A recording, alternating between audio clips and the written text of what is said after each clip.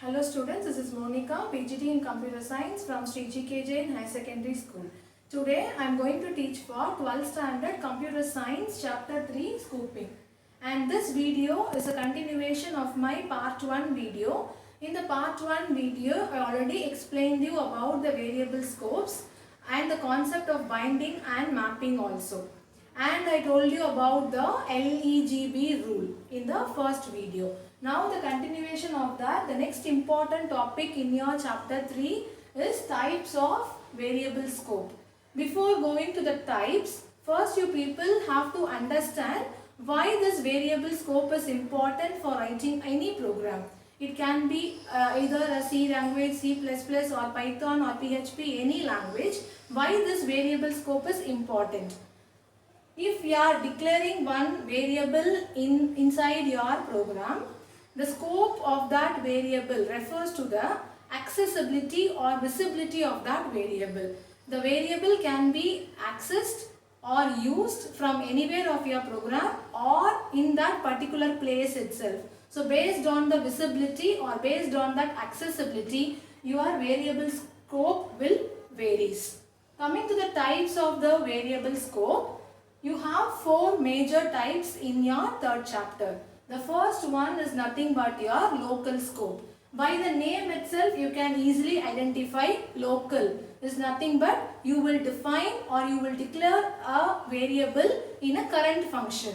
So whatever function you are writing in your program, you will set a variable initializing or declaring inside that function itself. And what does this local scope will do actually? Whatever the function you are using in your program, the function first checks your variable in the local scope. If it is not found, then what will happen? The function will go and check in the outer scopes also. So the local scope deals a important criteria in your program. And here is an example for defining the local scope of your variable. Here I am using one function as disp. This is nothing but displaying any value of a variable. And here I am initializing the variable A with the value 7. And third line I am printing that variable A with the print statement. And finally fourth step, I am now executing or I am sending the command like I have to execute this particular function. So coming to the entire program, this will gives you a clear idea because this will have a separation part in it, so that is easy for you people to understand. Here these three will nothing but inside your function. So here I am defining a variable A with the value 7 inside the function disp. If I want to access my disp function, then what will happen? The control will pass on to here like this. So it calls the function disp and all other statements inside my disp function will get executed. So what is the output of this particular program? Is nothing but my value 7. Since I am using here my variable inside the function. Disp is the function and A is the variable. I am here initializing my variable and using my variable inside the function itself. So the output of this program will be 7. This is what is called as my local scope.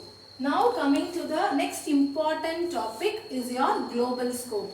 Global is nothing but the same way the name itself tell you, global. You can declare your variable anywhere in your program, that is outside of your function.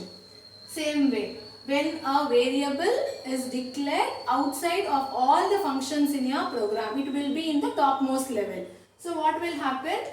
Coming to the example. Before going to the example, and this variable can be accessed inside or outside of all the functions in the program. It is because it is globally initialized or declared in your program.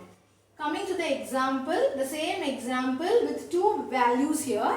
A is equal to 10 is nothing but my global variable. Global variable A takes the value 10. And here inside the function disp I have one variable with the value 7. So here I am using one variable with the value 7 inside the function and one value same variable a with the global definition as it is in the topmost level. So if I am executing this particular program, you have to compare this with the local also. If I am executing this particular program, the same way this function will give me the 7 as output, because here a takes the value 7, it is defined inside the function that gives me the value 7 as my output, and here disp1 function takes the value from the global variable which is nothing but my value 10. So that gives me the second output as a is nothing but 10. So this is the difference between your local and your global. Local, I told you, you have to declare your variable in the current function and that will be alive in that particular function itself. If it is global, it will be declared outside of all the functions in your program and it can be accessed anywhere from the program. So this is what is called as your local and this is what is called as your global variable, that is global scope.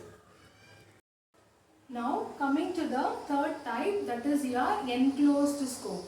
Enclosed scope definition is nothing but whatever the variable you are declared inside the function and that will be used like you will have a example I will tell you afterwards. Before that, just explain you the definition of it.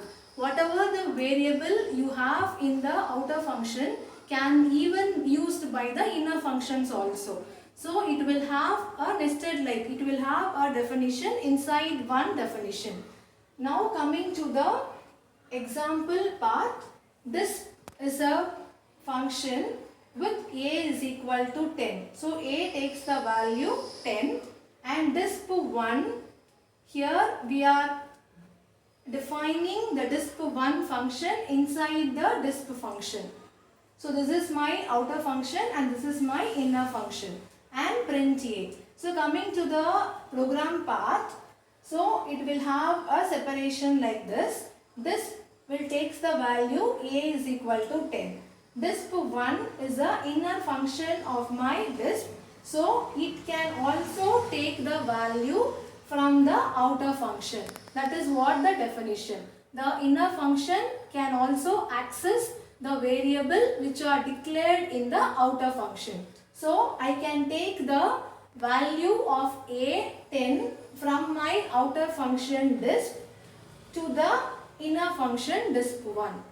So whatever the values you are defining inside the outer function can be accessed by the inner function also. So enclosed is nothing but any variable which are accessible within that function and related to that function. It can be inner functions of that function. You can access that variable. So the output of this enclosed function will be 10 and 10 because this will have the value 10 and this one also will have the value 10.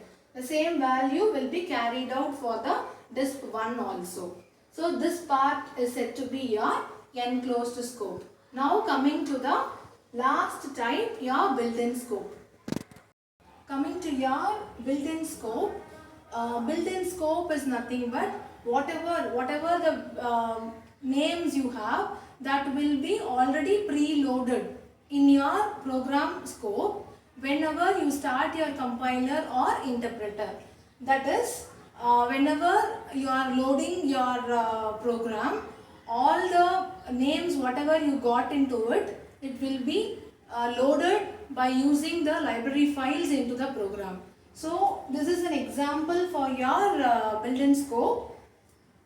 The built-in or module scope will always refers your library files associated with the software.